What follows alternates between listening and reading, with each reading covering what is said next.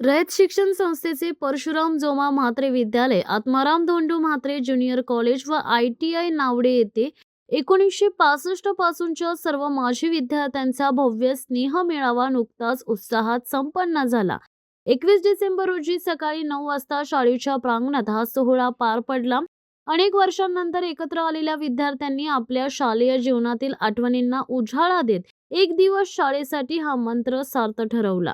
स्नेह मेळाव्याला राजकीय आणि सामाजिक क्षेत्रातील मान्यवरांनी हजेरी लावली होती।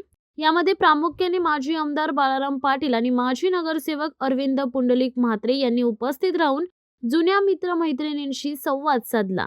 आपल्या जडणघडणीत शाळेचा आणि शिक्षकांचा असणारा वाटा किती मोठा आहे याबद्दल मान्यवरांनी आवर्जून गौरवोद्गार काढले। 1965 सालापासून ते आतापर्यंतचे शेकडो माजी विद्यार्थी या मेळाव्यानिमित्त एकत्र आले होते। वयाचे अंतर विसरून प्रत्येक जण पुन्हा एकदा विद्यार्थी झाला होता।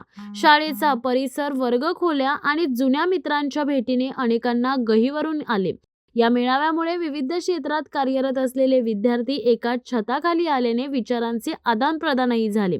कार्यक्रमाचे नियोजन अतिशय नेटके करण्यात आले होते। माजी विद्यार्थ्यांनी मोठ्या संख्येने उपस्थिती लावून हा मेळावा यशस्वी केला। शाळेच्या प्रगतीसाठी आणि विद्यार्थ्यांच्या भविष्यासाठी माजी विद्यार्थी संघाने सदैव सहकार्य करण्याचा संकल्प यावेळी सोडला। स्नेहभोजनाने या मेळाव्याची सांगता झाली। नमस्कार, मी सोमनाथ खिल्लारे, परशुराम जोमा म्हात्रे विद्यालय नावडे याचा माजी विद्यार्थी।